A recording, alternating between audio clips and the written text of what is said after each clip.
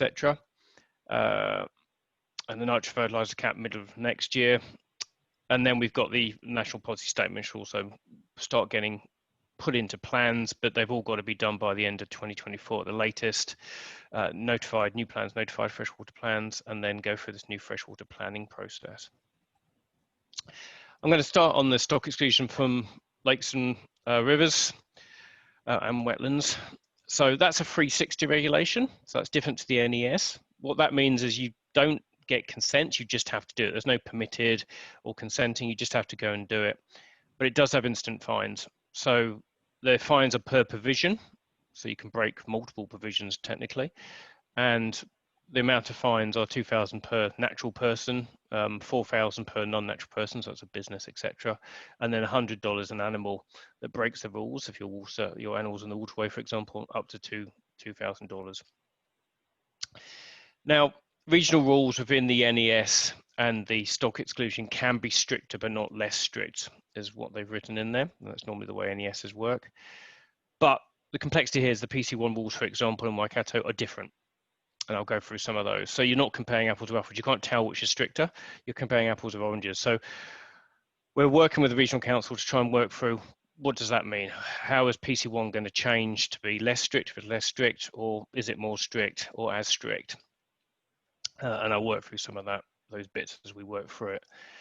So if we look at stock exclusion, for example, cattle, deer, and pigs in the national regulations have to be excluded from wide rivers, which is rivers wider than a metre, with 3 metre setbacks from the edge of the bed. Now, wide rivers are defined as any waterway bed wider than 1 metre anywhere on the parcel of land. The way they've written the regulation, it appears that if you trigger that wetland, width rule, then all your waterways going all the way up are triggered. So effectively, if a river plus tributaries and your streams, etc., anywhere is wider than a metre, then all of it's captured, not just where it's wider than a metre, if that makes sense. So that obviously has massive implications and can be massive lengths of riverways on dry stock farms, dairy farms, etc. Now, which rules you have to do depends on your stock type, your grazing intensity, and the terrain, and whether you've got existing fences. So all dairy cattle, dairy support cattle, and pigs have to be excluded from those waterways, the wide river waterways, 3 metres back, regardless of how you're grazing or the terrain. So that just applies everywhere for those types of cattle. If you've got beef cattle and deer, if they're intensively grazed on any terrain, doesn't matter the slope, and intensively grazed means break feeding or annual forage crops or pasture irrigated in the last 12 months, then you also have to exclude from the waterways captured, and lakes and wetlands as well. If you've got beef cattle and deer, and you're on the low slope land, and I'll come on to that, that's 10 degrees average land, then you also have to exclude. PC1 is obviously different to that. I don't know if it's more strict or not, but PC1 captures permanent and intermittent waterways. There's no size criteria. It's the same stock, also includes horses actually, and the setback is 1 to 3 metres depending on the type of waterway. And the trigger points there are everything below 50 degree slope, or if you're above 18 stock units, you also get captured. So a very different way of looking at it effectively.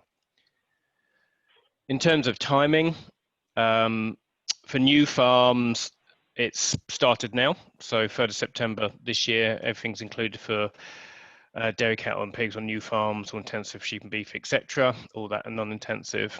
Else, if you're existing farms, it's mid-2023 for dairy cattle on existing farms, dairy support mid-2025, intensive beef cattle and deer, so that's when you strip graze, etc., mid-2023, and non-intensive, the low slope land, mid-2025. You also have to exclude from wetlands. So natural wetlands are either identified in a regional plan, or they support threatened species, or they're bigger than 500 meters squared, and they're on low slope land, and I'll come to that map in a minute. Again, PC1's a bit different. It has listed wetlands, or if the wetlands greater than 50 meters squared, basically. So the stock exclusion map, this is obviously a massive issue for us. The The green areas there, when we zoom out, are the areas that have been captured. I think they're up to 8 million hectares now. And that determines that if you're, particularly your beef and sheep, your beef cattle and your deer cattle, if you're not intensively grazing, have to be excluded. So if you're in that area, as I said, because all dairy have to be anyway.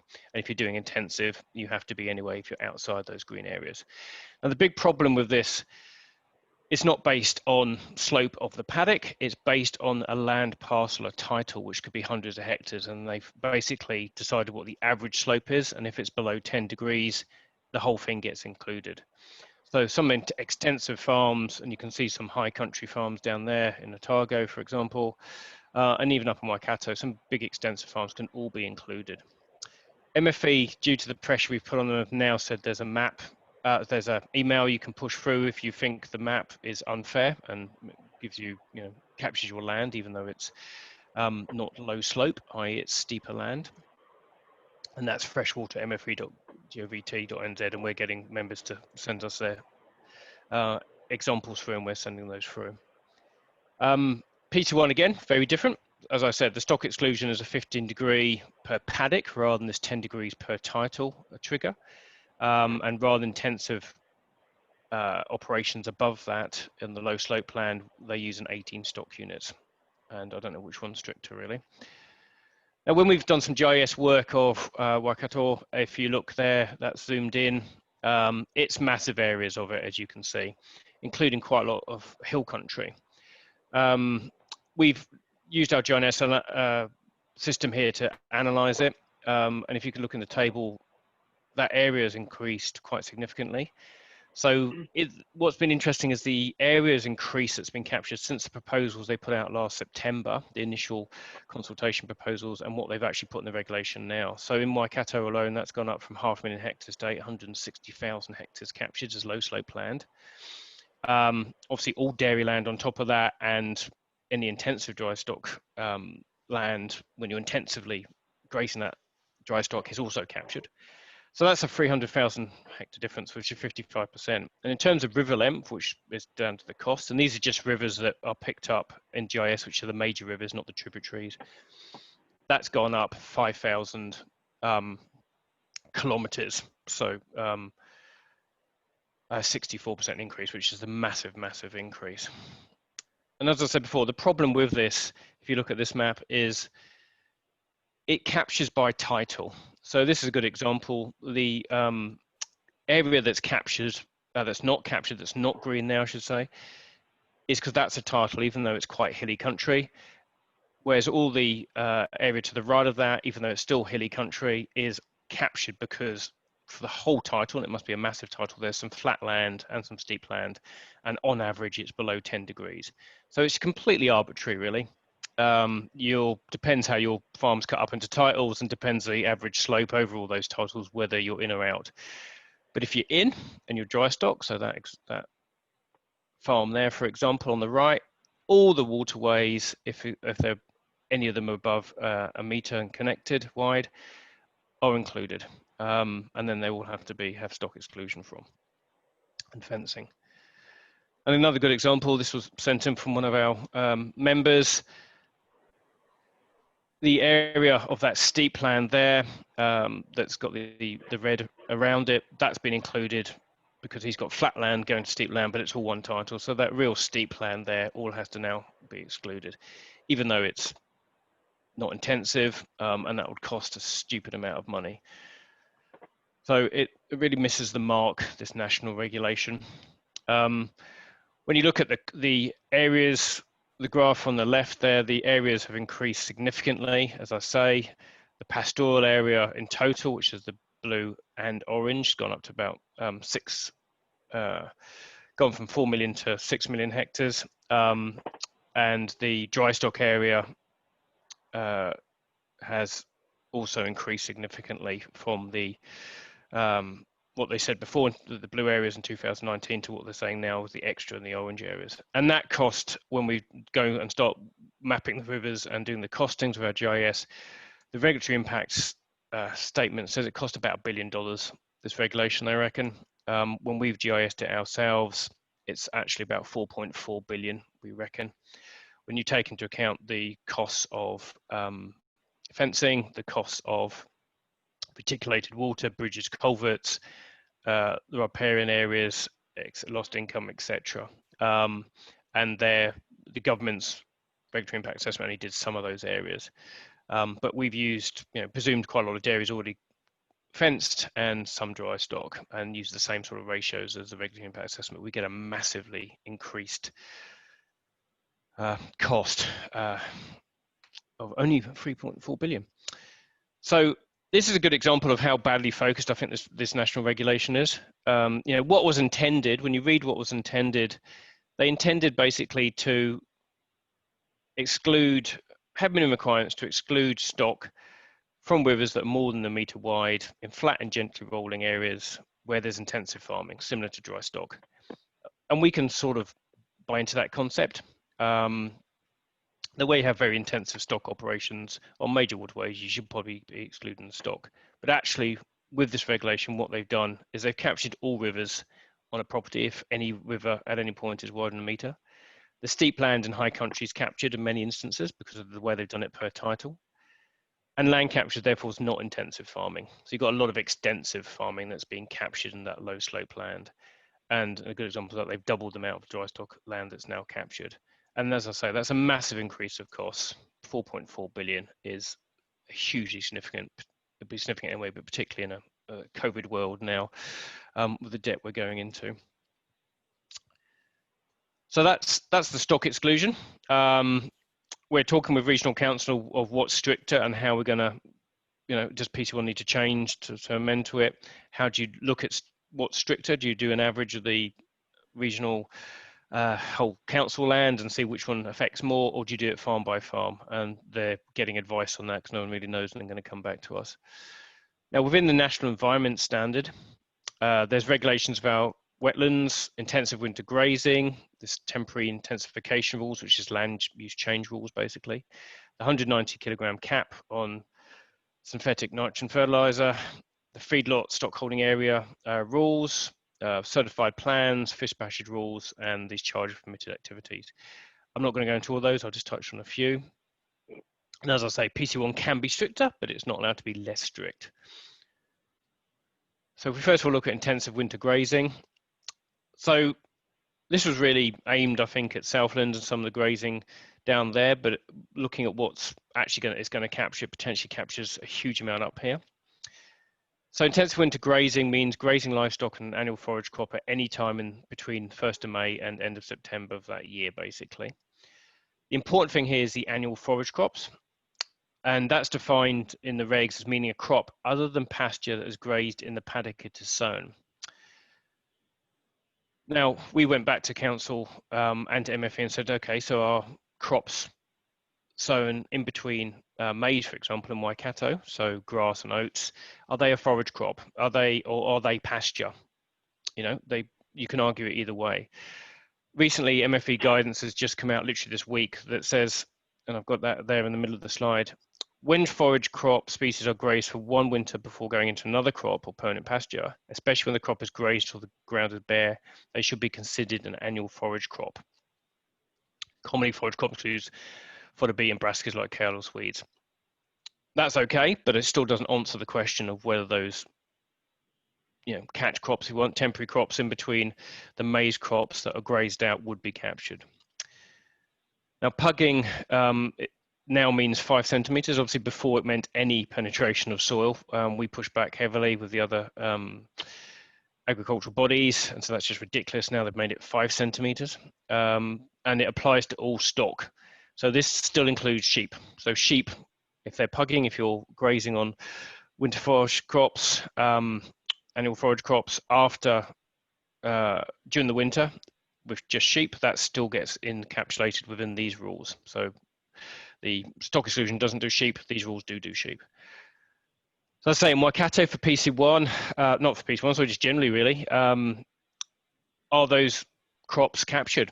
I reckon they could well be, but we need definite verification from the regional council of whether those crops between the maize crops of grass, oats, etc., that are grazed actually come under this or not. Now, within the intensive winter grazing, there's some different scenarios of whether you need a consent or not. So the first scenario one I put here, to be permitted, so that means you don't need a consent. You have to meet all of these conditions, not just one of them, but all of them. And you have to be satisfied you can meet them through the whole winter period while you're grazing. So the area has to be less or equal to 50 hectares or 10% of the farm. The paddock average slope is less than 10 degrees. Now this is confusing because this is per paddock now. They haven't advised how farmers are supposed to measure it. That's coming apparently. And that's different to the low slope land, which was per title. This is now done per paddock. So you can't use that low slope map I showed you before for the stock exclusion, for example, to see whether your paddock's 10 degrees or not, because that was done on a completely different basis. Now farmers have to do it per paddock. Pugging at one point is less or equal to 20 centimeters. So you can't have pugging more than 20 centimeters, just one pug, one footprint anywhere within the paddock to be permitted. They've now put an exemption in because we pushed back, saying that was absolutely ridiculous. And now it's within 10 centimeters of a gate or fixed water trough. So that helps slightly, but it still doesn't help areas where you move the water troughs or you feed out, big bale silage, or you've got a structure there that the animals congregate around to scratch, etc. And if you have more than one pug of 20 centimeters, you're not permitted anymore. You should have got a consent, or you could be prosecuted. And all pugging, so that's any footprints greater than 5 centimeters, cannot be more than 50% of the paddock. And again, not around those two fixed structures of entrance gates or the fixed water troughs. They've changed it to. So they're pretty hard to adhere to, I would say. You've also got to adhere to being 5 meter setback and replanting by the 1st of October, and you're not allowed to increase the area from the reference period. So they've put in a 5-year winter grazing reference period, and that's 1st of July 2014 to the 30th of June 2019. And the area you had in that period, the max area, you can't now increase above that and still be permitted. So if you can abide by all those permitted, those 2 screens of permitted standards, then you can stay permitted. And if you're confident you can do that all winter, I would suggest that's pretty unlikely, but if you can stay permitted and not have to go and get a consent. The other scenario to be permitted and not have to get a consent is you have a certified farm environment plan, and they're called freshwater plans now, which includes winter grazing. And they've got to be certified that the adverse effects are no greater than those permitted under the scenario 1, so what I just showed you all those standards before. So somehow the consultant will have to say what you're doing is the same as before, even though you might be pugging more or doing other things. So I'm not sure how that's going to work either. You've got to be 5 meters back from a bed of a river, lake, or wetland or drain. You want it dry. Again, be planted by 1st of October, and again, not increase your area to the reference period to still be permitted. So that's a pretty hard ask as well. So in summary, in terms of the rules, to be permitted, you've got to meet all those conditions or have that certified farm environment plan. And the module that the central government are putting together, certified farm plans, isn't ready yet. They're only working on it now, so you couldn't even go down that area that route if you wanted to. The slight glimmer of hope is no consents required until the 1st of October 2021. So this kicked in next May, but there is 6 months of existing use rights under Section 20A. The issue around that is you've got to have the same effects basically. So your area has still got to have the same intensity, duration, etc. So you've got to make sure you're doing the same things you're doing before on the same area to sort of be eligible under that. And then you have 6 months to apply. So you've got to apply for consent by the 1st of October next year.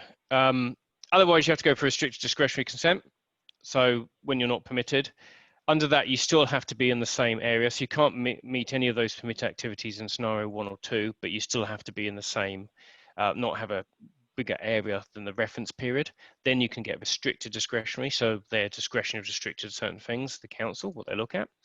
Otherwise, you're full discretionary. So they're full discretion to look at anything. And that includes the impact on the catchments, whether the loading going up and down the catchments, whatever they want to look at, EW values, etc., etc. So that would be quite a costly consent, I would say. And again, it can be turned down. It's discretionary whether they turn it down or not. PC1, looking at PC1, that has a grazing rule, for example, on 6E78 land in the winter, and other rules on winter cropping, etc. It's different. Again, if you do that grazing on that 6E78, you're not permitted. And you have to go and get a consent. That type of consent depends on other factors. But again, it's not the same thing, but there still are rules there.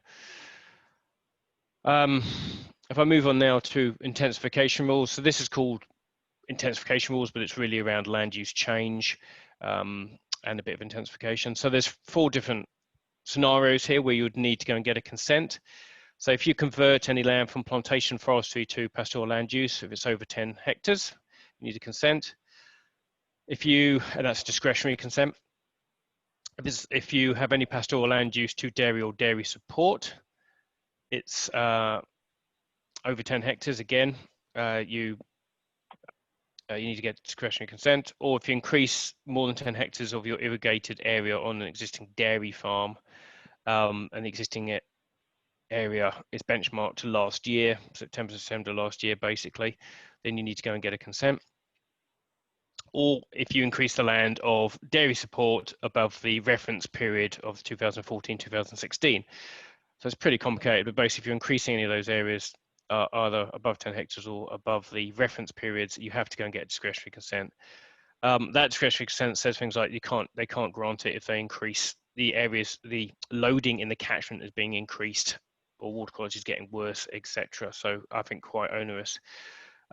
These are temporary, they say, so they only apply, there's a drop dead date in them until the regional plan, this new freshwater plan that every council has to do, is publicly notified, which has to be done by the end of 2024. So that will go away then.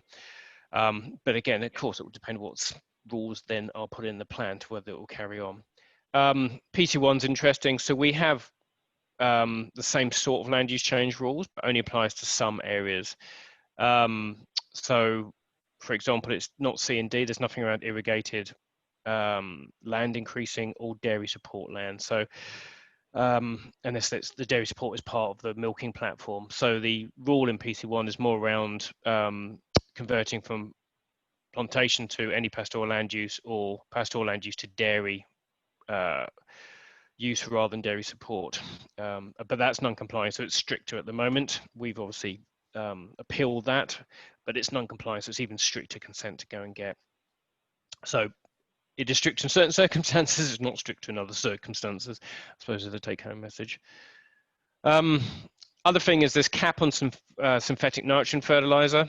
So now the NES above 190 kilograms of N per hectare per year, you have to go and get a consent, and that's a non-compliant consent. So you flip, it's a very weird rule in the cascade, really. You flip from permitted, where you don't have to have any rules below it, to non-compliant, the hardest type of consent, the most expensive, and the presumption is not to grant it. So if you're above 190 average across every contiguous parcel or pastoral area on a dairy or any other pastoral landholding, you're in. So if your farm has one, say you've got a 500 hectare farm, dairy farm, and it's got one 200 hectare and one 300, they're not contiguous, i.e. they're not next to each other and only separated by a road or railway, etc. So they've got a decent gap between them. Each one counts individually, and you're not allowed to have more than 190 averaged across those parcels. But you're also not allowed to have more than 190 on every hectare within those parcels. And that's on land not growing forage crops. So fairly confusing. Dairy farm so that applies to all pastoral farmers. So it is dry stock, intensive dry stock, etc. But if you're a dairy farmer, you're picked on even more, and you have to supply your yearly synthetic nitrogen use to the regional councils, basically, so they can start tracking all the nitrogen use. Our real concern with this is it's not effects-based. It's an input-based approach. It's crude. It's completely arbitrary. It's not looking at what goes out the other end. It only works for some. It's only applied to synthetic nitrogen. So you can put on as much inorganic fertilizer as long as the nitrate percentage, I think it's 5%, isn't above that. You know, chicken manure, etc., and that wouldn't count towards the cap. So it's really arbitrary. Now, PC1 has got a permitted standard in as long as the annual purchase end surplus doesn't exceed 150 kilograms per nitrogen per hectare per year, which is a very different metric. So one of them is around applying more than 190 at the national level of synthetic nitrogen, and the other is around your nitrogen surplus. So what's left over between what you apply and what goes out in product, not exceeding 150 kg. So again, impossible to tell apart from farm to farm which one's more stricter, but they effectively both apply at the moment. Then I'll move on to certified freshwater farm plan. So in the RMA changes and within the NES, as I showed you with the intensive winter grazing, if you've got a certified freshwater farm environment plan that certifies what you're doing is not problematic, then you might be permitted. Now, they've said these should be farmer-led, blah, blah, blah, but the certification process and requirements mean they're regulatory tools, and the RMA changes mean they can regulate each aspect, the EPA or the district regional council, within each of those plans effectively. Now, they don't exist, these national freshwater farm plan at the moment. They're to be developed over the next year or so.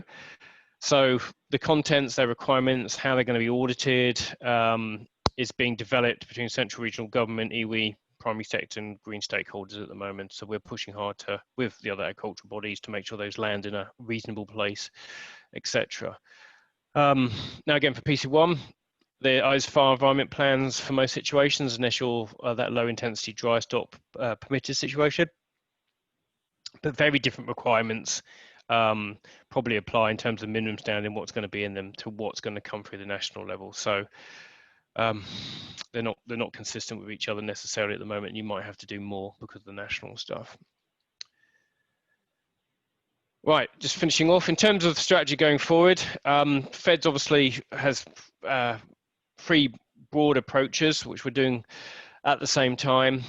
We have a fundamental position that we want a review of the regulations. We think they're really not fit for purpose. That's the NES, the stock exclusion in terms of the pragmatism, etc., and how they'll actually work on the ground. But also the MPS is very badly written. It's inconsistent. It's ambiguous. It's going to lead to a lot of legal challenge, and we're really only going to know what it means when we hit the courts in a few years' time. So which is a very problematic way of sorting out national regulation. We're seeking changes to the problematic elements, and the real short-term ones are the stock exclusion map and the intensive winter grazing, because they hit fast and now. And they're very problematic, and it's pretty obvious they're problematic to make them workable. And also how we're working with regional council. So we've written to every regional council, where our staff are working with every regional council with the execs on how these are going to be implemented, how they're going to be interpreted, how do they mean to the existing plans as we have at the moment. So for example, in Waikato, what do they mean with plan change 1? Do we have to change plan change 1? Is that part of going, as we're in the process now going to environment court, we have to take these into account? What does it mean? Or is plan change 1 more stricter? And we've met with some of the exec, the regional council last week, and you know, they're still trying to work through that process, to be fair on them. It's been landed on them. They're still trying to work out what it means themselves. So we'll update that as we go through. Cool. That's me, Jackie. Happy to answer any questions. So I've gone through that quite quickly, but answer any questions of what we're doing or what's going on at the moment. We've only got the one question from Mike. His question about the setback distance from the tributaries. Yeah, that's a good question. So the way we read the stock exclusion rules, basically, if the waterway at any point is greater than 1 meter, then the whole waterway gets captured. And they've used the RMA definition of waterway, which includes anything that isn't artificial. So includes tributaries, drains, streams, rivers of any size, that would be included. So yes, you'd have a 3 meter setback from tributaries.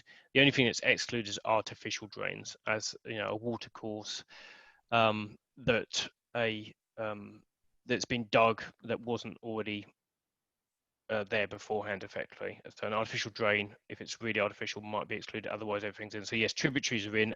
If you trigger that point on, and that tributary is linked to the waterway that's wider than a meter, our reading is you've got to be 3 meters back. But we're seeking more guidance from MFE. I guess I have a question. Can we define the cost of the restricted, discretionary, and full discretionary? Can we? Yeah, so it depends, and it depends on a number of factors. So generally, control consents are in the hundreds or low thousands. They have to grant a control consent, so the easiest type of consent to get. Whereas the so I can't stop my video, it's not letting me start it. Whereas the next one up is a restricted discretionary, so that runs into the few thousand, depending what you have to do in it. So that might be a few thousand to the early tens of thousands, 10, 20,000, we don't know, depends what you have to prove in it. Full discretionary is even more. You would have to get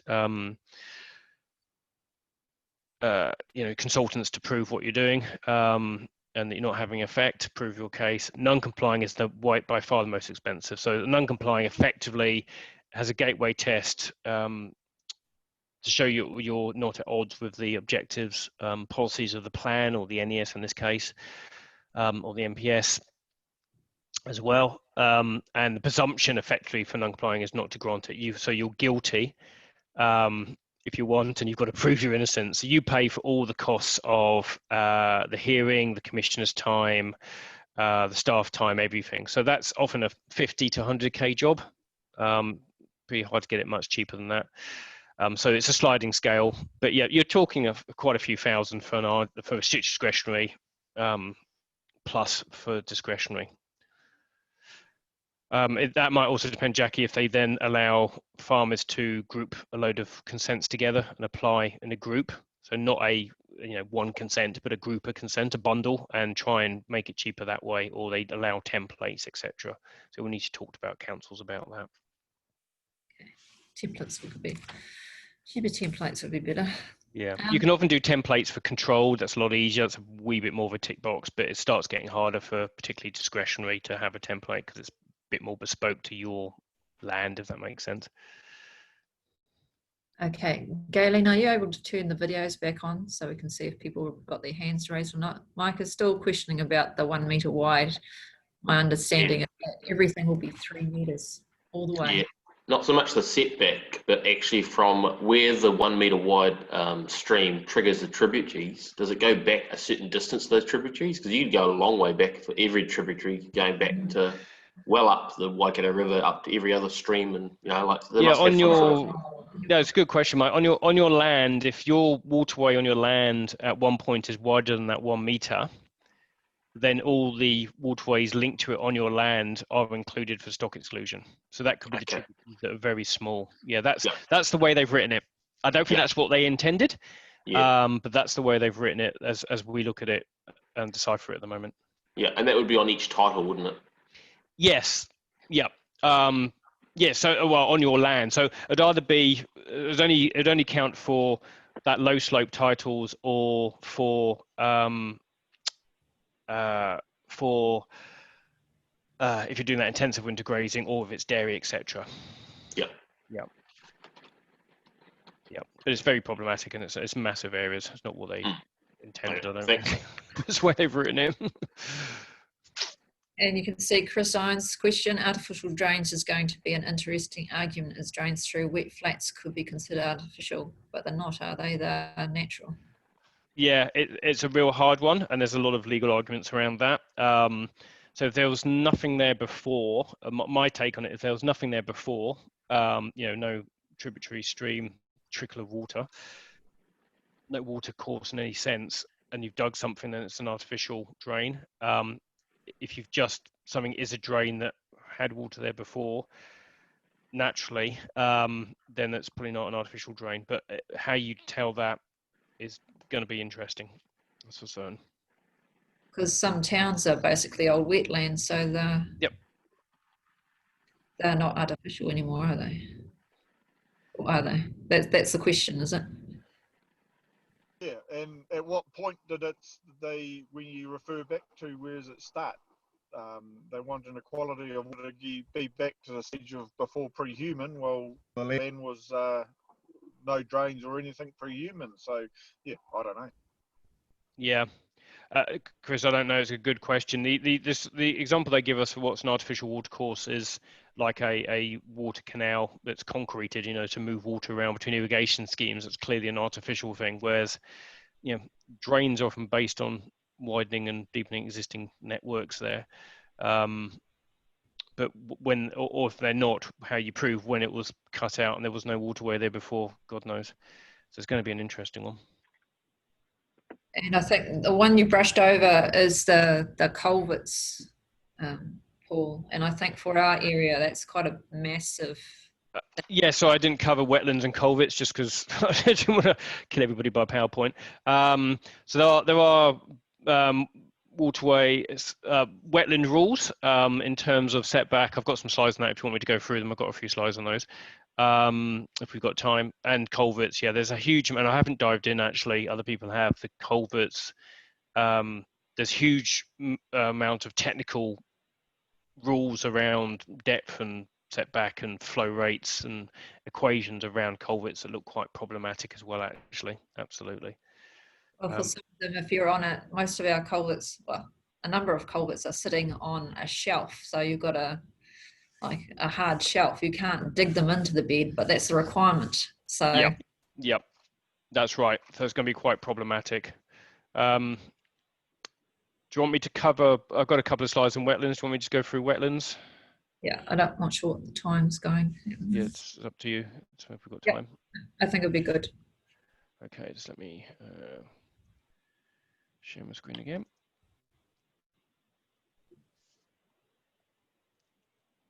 Okay. So yeah, there's a whole section in the NES around wetlands. So that's could be permanent or intermittent wet areas. Anything that has a natural ecosystem effectively. They've used the RMA definition, but they have got some exclusions. So if it's a wetland constructed by artificial means, then it's okay. But unless you've put it in to construct as an offset, for some development, or you've restored an existing or former wetland, then you're not exempt from that. Or it's a geothermal wetland, or if it's improved pasture, so i.e. deliberately sowing it, which is dominated by more than 50% of the exotic pasture species and is subject to temporary rain-derived water pooling. So that's how boggy areas of land, we push back very heavy. Obviously, we have a big ongoing conversation with councils and the green groups around what are wetlands and what aren't wetlands. They would love to have everything that's boggy and got a couple of reeds in it as a wetland. This is trying to define that effectively and say if it's an area that's more than 50% exotic species, so your pasture species, and it is boggy, then you might get away with it. How you work that through, I don't know. But again, there's no size in that, so anything can get captured. There's no size criteria. Let's go down the slide.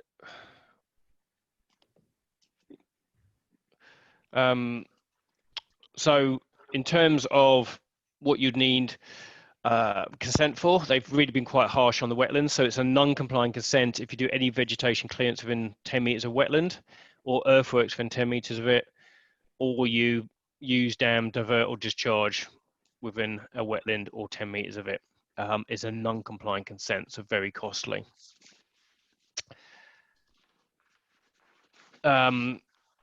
If you are within 100 meters of a wetland and you're going to take, use, dam, divert, or discharge anything within 100 meters of wetland of water, that might result or likely result in its complete or partial drainage. I think there's a trigger point, I think it's 10 centimeters. Then again, that's non-complying. And even more fundamentally, it's now prohibited to carry out earthworks within a wetland or taking, diverting, damming, etc. water within a wetland. If that's likely to result in complete or partial drainage of the wetland. Now, some exemptions for of those rules I mentioned for scientific research and restoration, etc., but they're pretty problematic. We've been talking to the gold mining guys, for example. Within the RMA, if you're going to do something, normally you can go for a consent, even non-complying, and say, look, I'm going to offset my impact. So if you need to, gold mines, for example, the next area they might go into might have a wetland in it, and it might be a 1 hectare wetland. We've got an example down Otago of this, talking to Waihi Gold. They need to drain that wetland because the gold mine is expanding into it. That's going to be worth 700 million to them. So they will plant a huge amount more wetlands and offset or mitigate their impact there. Unfortunately, this is now prohibited. You can't even apply for consent. So that's just verbatim. You just can't do it.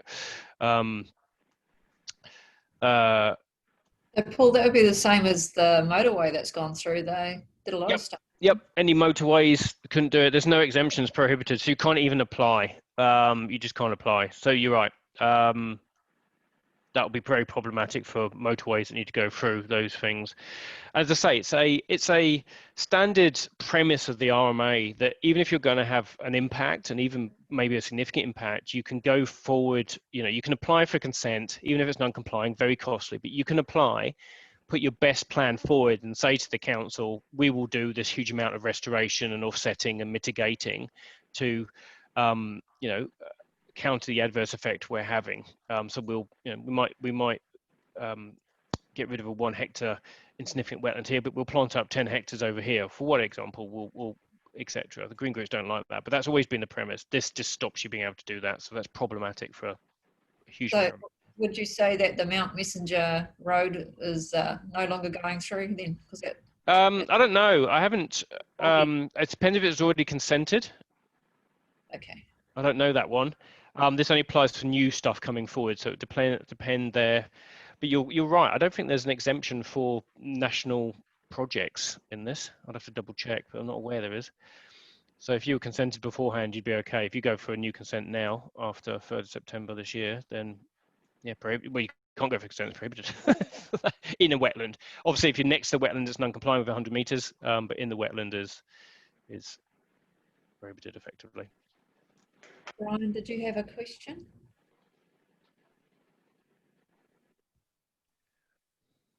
Please see. Can't see. Any other questions?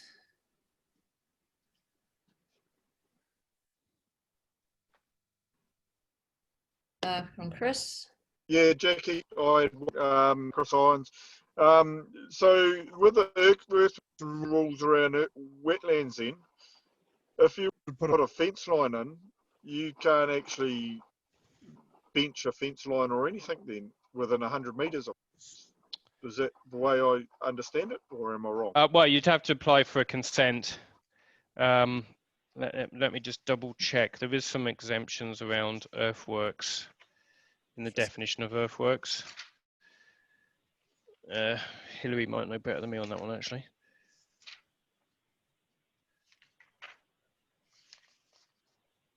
Yeah, so they're not banning you unless it's prohibited, but it might be a costly consent to go and do those things.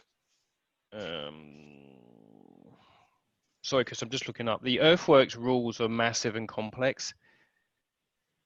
They're like half of the NES is just, the wetland rules is almost half the NES. So I'm just checking I'm giving you the right.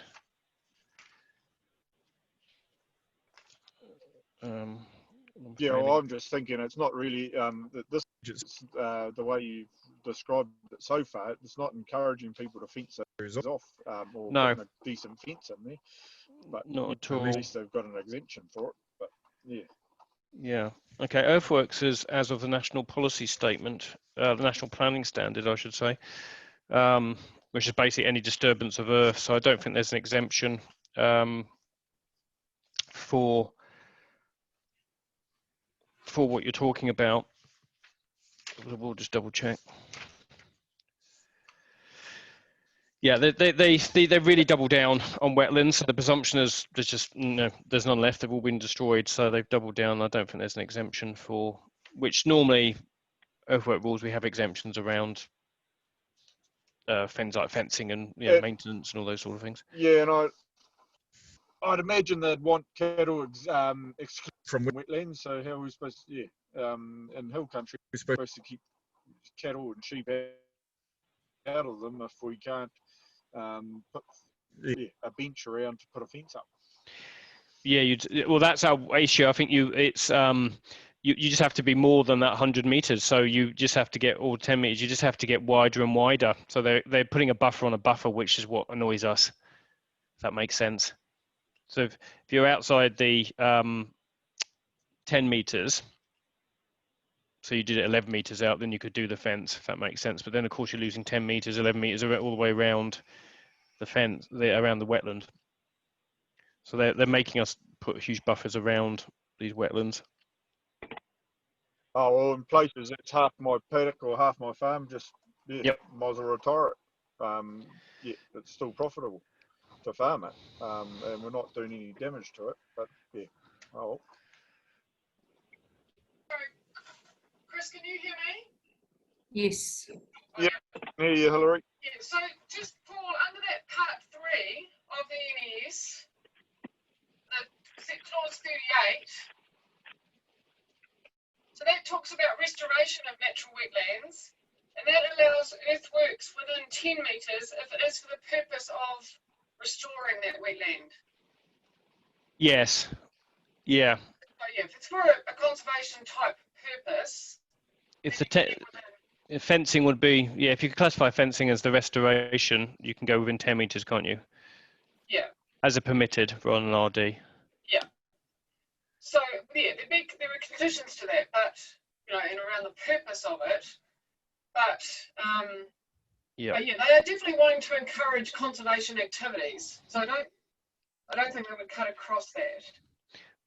But you should have to be 10 meters away to not have to go and get a consent. Yes, true. Yeah. 10's better than 100, though. Yes. Yep. Yeah. Anyway, no, I'm not okay. I don't know if that helped, Chris, but Yeah, I'm not too sure whether that helped either. We've got a fact sheet on that, which will probably be clearer. But it is quite complicated. There's pages and pages of the wetland rules. They're quite in depth. What are you hearing what farmers are going to do? My husband talked to one of the contractors, and the farmers he's spoken to around the crops, they're just going to ignore it. In terms of the winter grazing?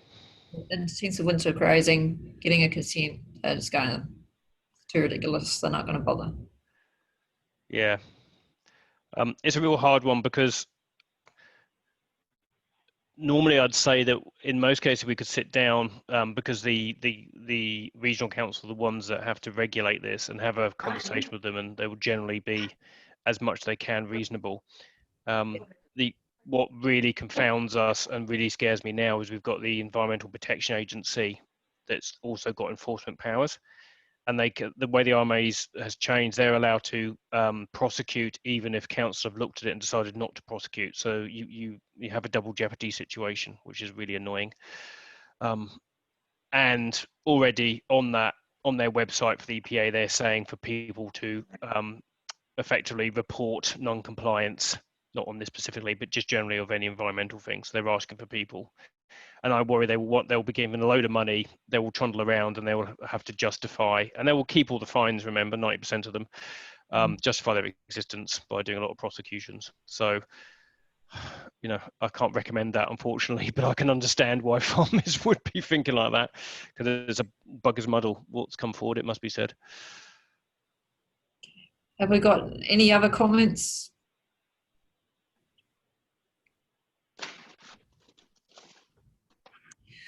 Caleb, do you want to say something? what you've heard? Any use? No, it was just really good to hear some of the how the slope's being defined over the whole title, which I hadn't heard, but I've been away a little bit at the start when this first came out, so I'm a little bit behind the team. So it's been really good. Thank you.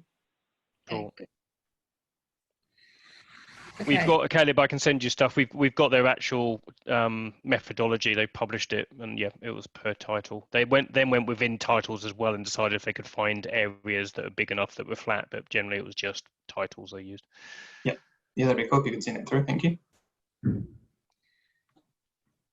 Okay, Ashley, you were talking about the beef and lamb ones. They've had a very high turnout. Have you been in on them? Do you understand if they've been as informative, or how have they gone?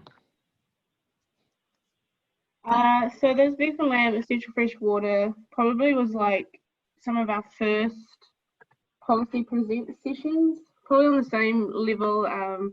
Just they're trying to cram a lot of information in a short period of time, but yeah, they had over like 300 people sign into the webinar, and they used a different platform from Zoom. But yeah, they still had technical difficulties and stuff like that that a lot of us have encountered when trying to do these kind of webinars. So yeah, a bit of a slow start, and Karina couldn't really see her PowerPoint slides. So I think she ended up, it wasn't really as effective as they had hoped. But no, it was good information, and I think we can probably get that recording. So it was recorded just like other ones, if we wanted to kind of like see what they had done there. But yeah, it was quite a brief, like 30-minute, and then the Q&A afterwards, quite similar to the same questions that we've been. I should say we've done 5 policy presents over the last 5 weeks on Fridays. That's all on the website for members if they log in. So I went very quickly for all that, but we chunked it out and did a whole 40-minute session just on the stock exclusion, and then the NES, and one on the MPS exception, and the big one on wetlands. So which I wasn't on, but yeah, there's 5 sessions there that if members log in, they can then see what we did. So I've only seen them do the one personally, or like that's the only one I've catched through like my emails and stuff like that. I don't know if I don't think they've gone as of yet to the Fed sessions have. Yeah, I've looked at all of them. Everyone on here is supposed to have gone through all of them. So that's probably put off people coming on because they just want to hear right from the beginning. But it's a massive day to do that. Yeah, it's a lot of information. I just want to know where the gaps, I guess, in between beef and lamb and where Dairy and Centre is going, and where we've done to try and fill it so people are properly informed. We're catching up, Jackie, with senior staff every couple of weeks, me and my team here, and we're working together pretty well. We've got slightly different takes on some of the rules, slightly, but yeah, we generally have the same concerns, and we're pushing the same way. And there's a lot of good information. Dairy's going to put some good information together on the impact of the rules and what they mean, trying to get them through to farmers. Yeah. Okay. Is there any other burning questions, or what are your suggestions how we go forward with? I was thinking we'll need to go into the areas. I know a local lady said, "Oh, it was in Hamilton and it was online." She like rolled her eyes. So it's connecting with those people as well. Yeah, I'm happy to go out and do some face-to-face workshops or presentations around Waikato to the members, like we do with PC1 and stuff, because you say not everybody wants to come on Zoom. They prefer and I think we can, particularly if we go down to level 1, we can do that in the next month or so. If that's what we want, that'd be cool. It's just because under such time pressure working on it all as well, so it's hard. Yeah, though it's not too bad. Now I've done all this, it's not too bad for me to trundle up and do it all. That's okay. Or I'll just send Hillary out there. She she's the beauty and the brains, really. I might take you up on that offer there, Paul or Hillary, at some stage, but we'll just, there's a few things to organise in the next week or two to see what we can fit in a meeting or not. Yeah. Okay, thanks. If any of our chairs need that, or we need to combine in certain areas, we'll do that. Just need to get a good plan. We can't just do it last minute. Okay, thank you all for coming on. 2nd of October will be our next meeting, and that will be a normal meeting, and we'll have a guest speaker. Okay, thank you very much. Sweet. Cheers. Thank you. Bye. Cheers. Bye. Thanks, Paul.